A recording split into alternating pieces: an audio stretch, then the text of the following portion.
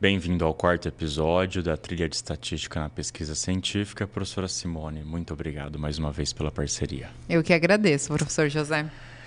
Fico muito contente que eu aprendi muito até então e nós já conversamos, recapitulando, sobre aplicação da estatística, os porquês dos porquês. Se eu estiver errado, me corrija. Conversamos sobre tipos de estudos e conversamos sobre variáveis. Agora chegamos no tópico delineamento experimental. E afinal, o que é delineamento experimental? Então, quando a gente fala delineamento, a gente já está bem focado em estudos do tipo experimental. Então, nesse episódio a gente não vai falar nada de estudos observacionais e levantamentos de dados. E basicamente é pensar em como a gente vai designar os tratamentos para as unidades experimentais. Então, a gente vai, claro que conversar em detalhes sobre isso, né? Mas a gente tem diversos pontos a serem levados em consideração para a gente chegar em como que a gente vai sortear, na verdade, quais unidades experimentais receberão cada tratamento. E pensando nisso, quais são os pontos fundamentais do delineamento experimental? Certo. Basicamente, repetição, casualização e controle local. Os famosos princípios básicos da experimentação. A gente vai conversar um pouquinho em detalhes de cada um deles. Repetição, casualização e controle local. Ok. E o que seria repetição, casualização? Você vai deixar mais para frente para explicar cada um deles? Ou quer explicar os três de uma vez? Então, a gente precisa começar do começo. E qual seria o começo? O começo são unidades experimentais. Vamos entender o que é uma unidade experimental para depois a gente entender o que é repetição. Senão, não podemos pular etapas nessa hora. Então, o que é uma unidade experimental? Então, vamos para o nosso slide. Unidade experimental a gente também chama de parcela. Pode ser um indivíduo ou um conjunto de indivíduos na qual é aplicado um tratamento. Aqui a gente tem dois pontos bem importantes, que sempre que envolve custo é um ponto polêmico, né? Então, e a estrutura experimental. Então, depende da estrutura experimental que a gente tem, né? O que a gente não pode fazer aqui? Onde que a gente não pode errar de jeito nenhum? Se os indivíduos influenciam nos outros, por exemplo, alimentação. A alimentação, se eu tenho vários animais no mesmo local e todos eles têm acesso ao coxo, um vai influenciar na alimentação do outro. Se um está influenciando na alimentação do outro, então todos os indivíduos que estão junto interagindo são uma unidade experimental. Basicamente, a unidade experimental vai receber um tratamento. É assim que a gente define unidade experimental e é o básico do básico da experimentação, é definir unidade experimental e sempre respeitando que se eu estiver trabalhando com contaminação, os indivíduos têm contaminação entre si, então eu preciso considerar como unidade experimental a baia também. E se tem essa interferência de comportamento dos indivíduos, de alimentação, que querendo ou não está relacionado com comportamento, aí a unidade experimental é o conjunto de indivíduos que está dentro do mesmo espaço, que na parte animal a gente chama de baias, né? E não o indivíduo em si. Porque o que eu observar em um indivíduo vai estar sendo diretamente influenciado pelo que eu observei no outro. Tá? Então, é a média dos indivíduos que é a minha observação. O que mais que a gente tem aqui de conceito importante no nosso slide? O delineamento em si, né? A forma como os tratamentos são designados, as unidades experimentais, né? A gente já tinha falado desse conceito. E a variável resposta, que a gente falou muito no episódio anterior. Basicamente, a variável que a gente utiliza para avaliar o efeito dos tratamentos. É isso, essa definição de variável resposta. E qual seria o melhor delineamento experimental, pensando nisso que você já expôs? Então, na literatura, basicamente, a gente tem 3 delineamentos, né? A gente até tem isso descrito, dependendo da referência, de formas diferentes, mas delineamento experimental mesmo, que é como a gente vai designar os tratamentos, as unidades experimentais, são 3. Inteiramente casualizado, blocos casualizados e quadrado latino. E aí depende de cada situação para ter um melhor delineamento. Eu não tenho um melhor delineamento, depende de cada situação. E qual seria uma aplicação, por um exemplo? Estou te interrompendo, se tiver, você pode falar. Uhum. Mas me dá um exemplo, uma aplicação do inteiramente casualizado. Certo. Primeiro vamos terminar de passar a parte de conceitos, e aí eu já volto no seu exemplo. Ok. Voltando para o slide, aqui a gente tem de novo os princípios básicos. Vamos falar um pouquinho de cada um deles para a gente conseguir chegar nos exemplos. Repetição, basicamente, é a gente aplicar o tratamento a várias unidades experimentais. É exatamente o que a gente tem no nosso desenho. Claro que aqui é bem a cara de um galpão de ovinos, né? Com baias de ovinos, né? Com 2 fileiras de baias, mas pode ser um croquis de qualquer experimento, é só a gente usar a imaginação nesse sentido. Mas se a gente pensar no galpão de ovinos, é exatamente um galpão com 2 fileiras de baias. Cada baia vai receber um ou mais animais, mas cada baia vai ser uma unidade experimental. E cada baia vai receber um determinado tratamento. Nesse caso, eu usei 2 repetições. 2 tratamentos, tratamento A e tratamento B, sei lá, dieta A, dieta B, aqui pode ser também qualquer exemplo, e 6 repetições por tratamento. É isso que a gente está representando, tá? Então, o A ali está representado com uma cor azul mais claro, o B com um turquesa mais escuro, e estou representando os tratamentos e as repetições de cada tratamento, as unidades experimentais que receberam cada tratamento. A repetição é essencial para comparar os tratamentos. Por quê? Porque eu tenho uma variação individual. Então, por mais que a gente controle todos os fatores possíveis dentro de um delineamento, de um estudo experimental, vai ter uma variação dos indivíduos. Mesmo que eu trabalhe com máquinas e não com indivíduos vivos, né, vai ter uma variação entre os indivíduos. E essa variação é essencial para eu saber se essa variação entre os indivíduos que receberam o mesmo tratamento é maior do que a variação entre os tratamentos.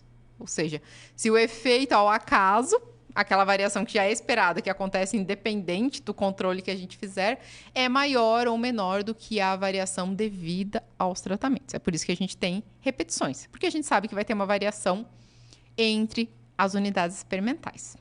O que mais que a gente tem de conceito importante? Casualização. Casualização.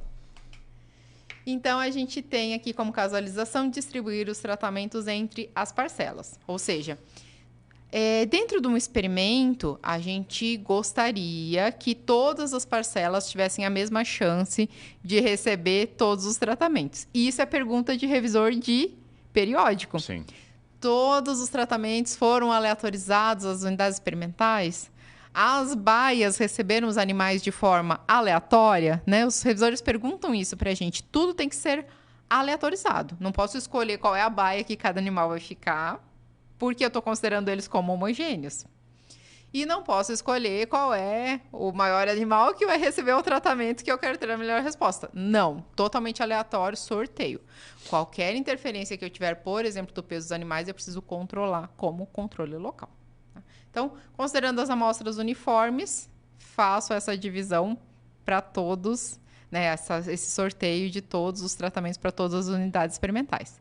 Se eu não tiver essa amostra uniforme, com peso semelhante, mesmo gênero, mesma idade, né, todos os animais recém-desmamados, tudo aquilo que a gente gostaria num estudo de produção animal, aí a gente precisa utilizar o terceiro princípio, que é o controle local.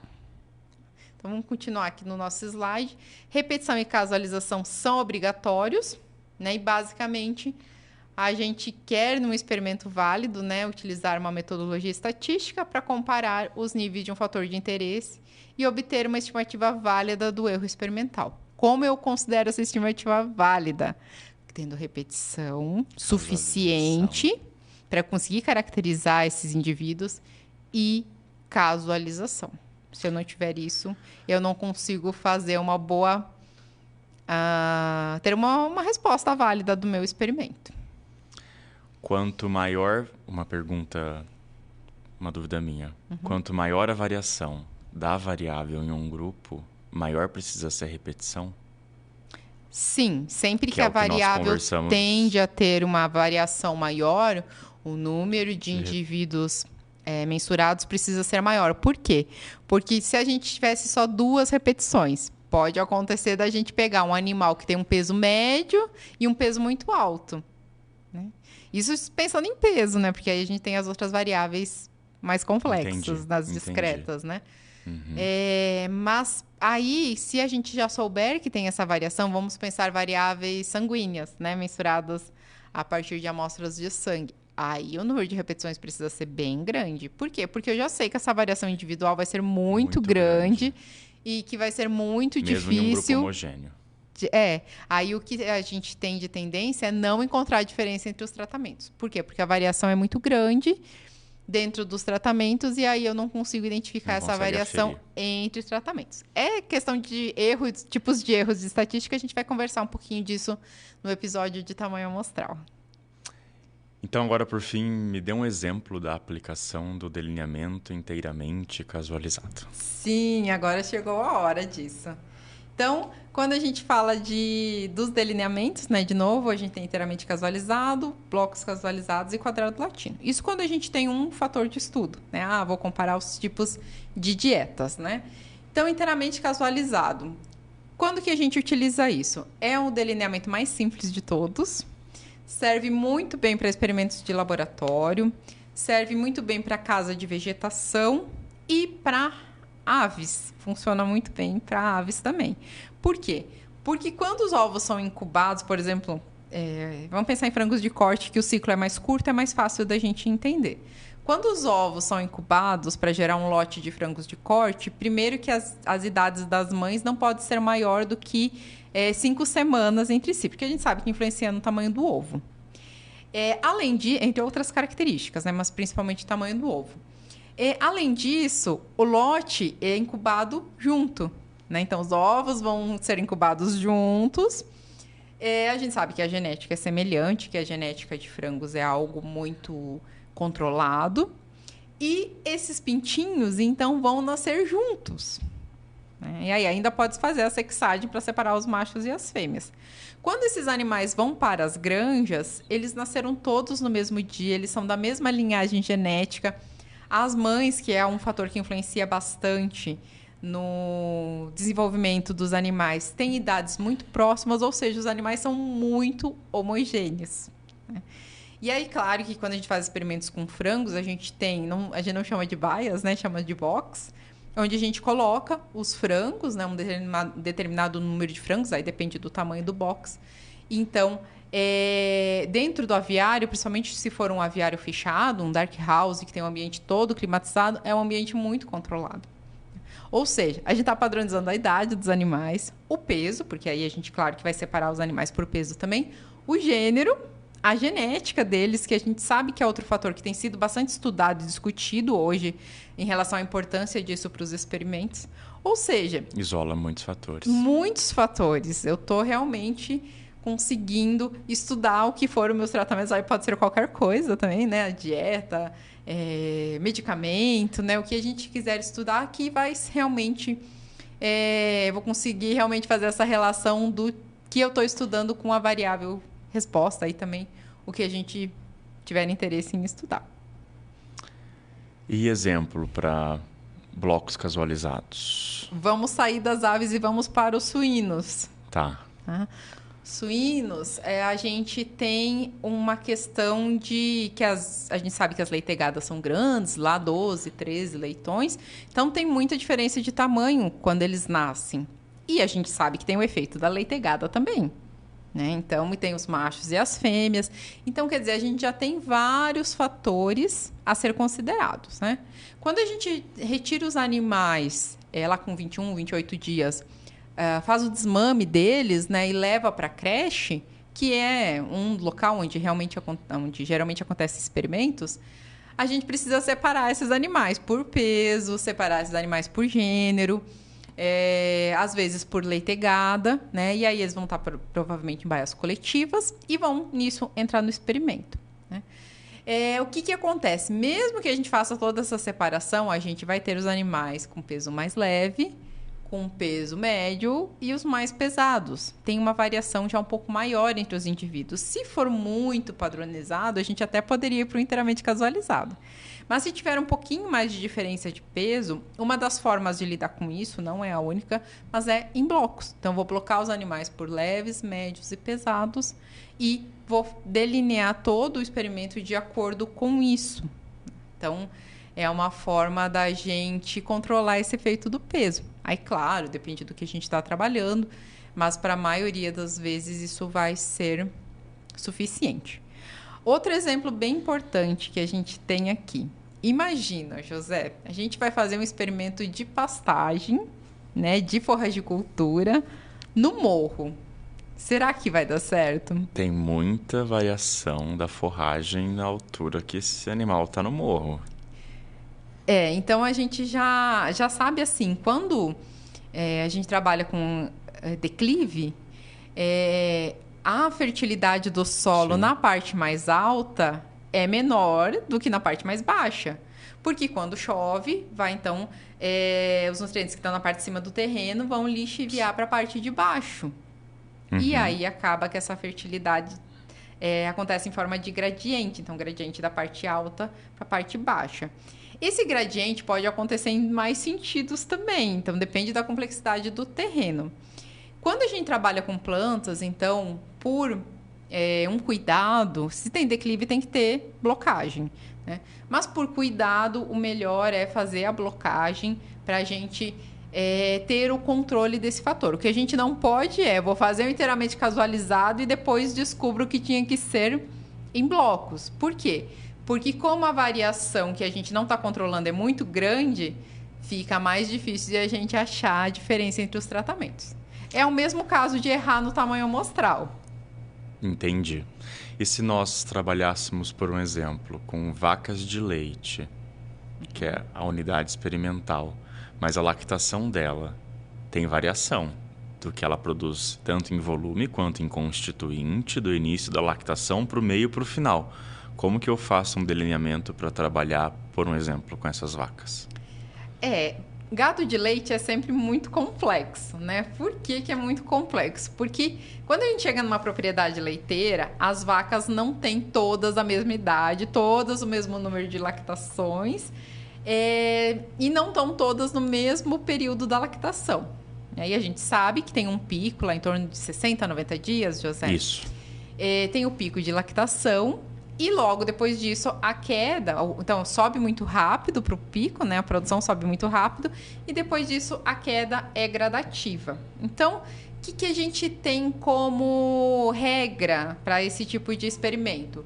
Faz o experimento depois do pico de lactação.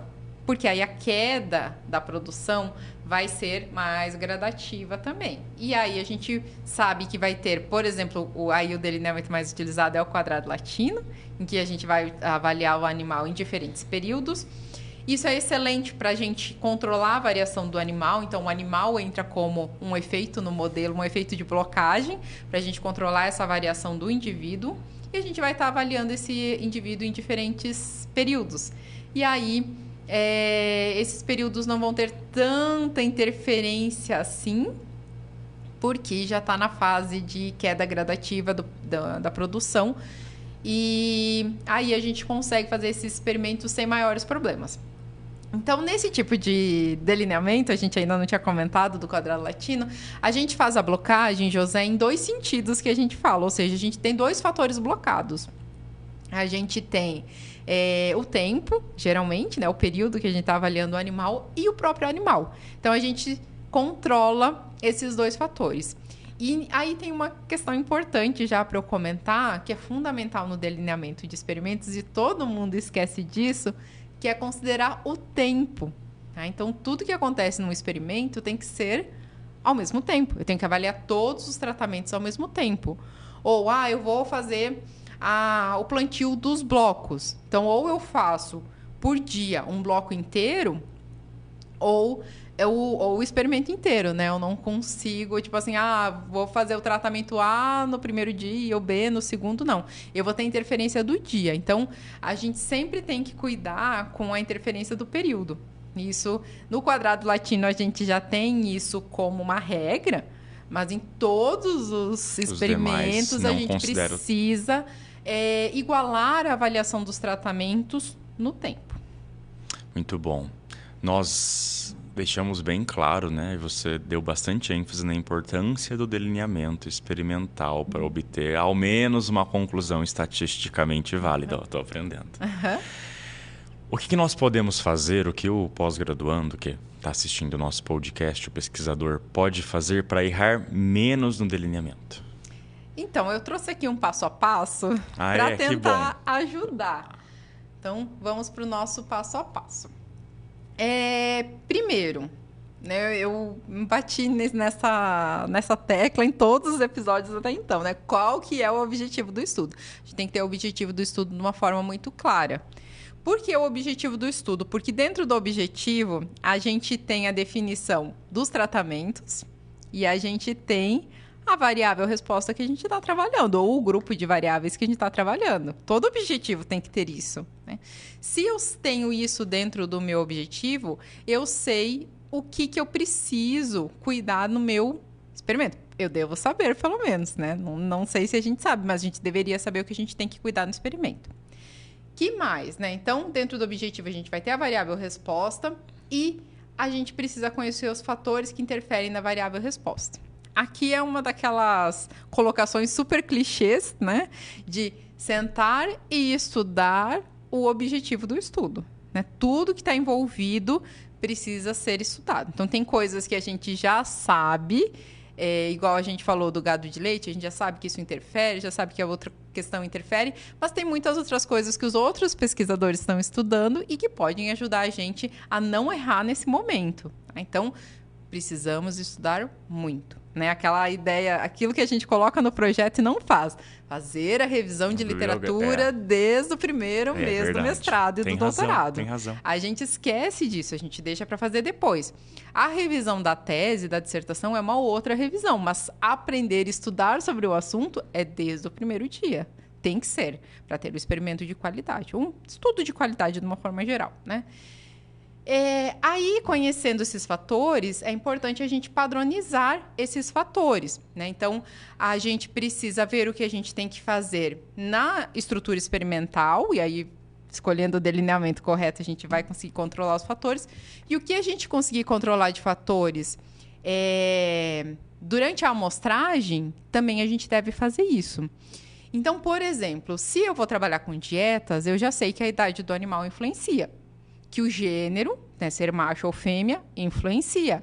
Já sei que a raça influencia. Então, às vezes também o manejo que os animais estavam antes do experimento pode influenciar. Se eles estavam numa restrição alimentar muito grande, né, isso pode influenciar pelo menos um bom período do experimento. Então, tudo isso eu consigo padronizar antes de começar o experimento, né? E aí, o que eu não consegui padronizar, aí a gente usa os fatores de blocagem para conseguir, então, realmente estudar a relação causal entre os tratamentos e a variável resposta. E aí, com tudo isso, a gente chega, sim, no delineamento do experimento. Que é quase o experimento. E é tudo isso e ainda não é o experimento. Ainda não é o experimento. Ainda não é o experimento. Vou jogar uma bomba na sua mão, professora Simone. Digamos que eu vou fazer um experimento e eu tenho animais de diferentes raças. Isso acontece bastante com animais de companhia. É difícil padronizar as unidades experimentais. Eu tenho diferentes raças, eu tenho diferentes pesos, eu tenho machos e fêmeas, eu tenho diferentes idades, etc, etc. Eu preciso fazer o experimento. Tá tudo bem se você falar para mim, não, você não vai fazer porque não vai dar certo. Mas tem um caminho para tentar, pelo menos minimizar a interferência disso, ou então isolar isso quando faz análise de dados, por um exemplo. Aqui são 3 pontos importantes, né, que eu vejo assim como relevantes nesse caso. Primeiro, olhar o que está sendo publicado na área. Como eu falei, lá de zootecnia eu começaria no Animal Science, vendo como que os outros pesquisadores estão lidando com isso. né? Porque às vezes tem coisas, né? Estatística a gente já falou bastante, vai falar ainda muito mais vezes, é muito amplo, então tem muita coisa que a gente ainda precisa estudar sobre o assunto. Então, às vezes a gente não está enxergando algum ponto importante. Tá? Então, de novo, pesquisar artigos da área sobre o assunto para ver qual o tamanho amostral que o pessoal está usando e como que o pessoal está lidando com essas diferenças. Segundo, eu preciso saber se para a variável resposta que eu estou estudando, isso é importante. E aí, os outros estudos vão ajudar a gente a chegar nessa resposta também. Às vezes, para o que a gente quer estudar, não é importante. Tá? E se eu descobrir que é importante, né? Como Essa que eu é a questão. faço? Eu preciso criar grupos. Por exemplo, eu quero animais jovens, animais adultos, animais idosos. Então, eu preciso criar grupos com esses 3 tipos de animais e aí eu vou ter um número de repetições para cada um desses grupos, né? De forma que eu consiga representar todos os tratamentos. Então, esses são os caminhos que a gente tem, né? O mais seguro sempre é ver o que está sendo publicado na área. Né? Não tem como a gente falar em outro caminho, porque nosso interesse é publicar. Né? Acho que todo mundo que faz uma pós-graduação quer melhorar o cargo que está, né? Quer passar num concurso, quer conseguir um bom emprego e aí precisa de currículo. Então, se precisa de currículo, precisa publicar. E para publicar bem, a gente precisa estar sempre muito bem antenado com o que está sendo publicado na literatura, porque acontece muito, né? Eu e o professor José publicamos bastante, a gente sabe bastante disso, de a gente ter que enviar várias referências para os revisores verem que o que a gente está fazendo está sendo de acordo com a literatura. É verdade.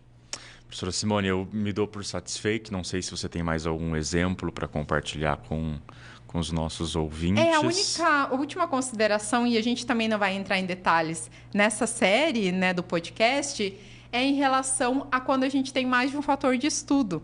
Né? Boa. Então, eu trouxe aqui um slide com opções, né? Vamos dizer assim, que aí a gente não chama de delineamentos, chama de arranjos ou de esquemas, que na verdade o delineamento vai continuar sendo lá inteiramente casualizado, em blocos ou quadrados latinos, mas quando a gente tiver 2 fatores e conseguir trabalhar com isso de uma forma mais aleatorizada, vamos dizer assim, a gente chama de fatorial. Depois, um pouco mais restrita, a gente tem parcela subdividida. Tem em faixas, que é quando a gente, lá na questão das plantas, né, tem limitação de que precisa usar um maquinário mais pesado para fazer a aplicação de um produto. E aí a gente não consegue ir lá no nosso canteirinho de 2x2 e aplicar o produto de cada vez. Tem que fazer numa determinada área do terreno. Mas, assim, aqui a gente tem uma grande variação. É só para trazer alguns exemplos e para lembrar, né? Que pode ficar mais complicado ainda. Pode ficar mais complicado, mas, porém, aqui nos permite estudar mais de um fator de estudo de cada vez. Então, às vezes, isso é economia de tempo, né? E a gente tem alguns ganhos estatísticos em relação a isso. Tá? Mas só para lembrar, né, que num segundo momento a gente vai trabalhar um pouquinho mais os arranjos também. Né? Nesse momento, foi mais para a gente trabalhar os delineamentos. Muito bom. Excelente. Me dou por satisfeito. Agradeço mais uma vez. Eu que agradeço o espaço e fico à disposição, né, também para tirar dúvidas depois. Isso mesmo, pessoal. E já fica o convite para vocês participarem do 5º episódio, em que nós conversaremos sobre o polêmico tamanho amostral. Muito polêmico. O assunto mais polêmico da estatística. Obrigado, pessoal, pela atenção. Muito obrigada, pessoal. Até o próximo.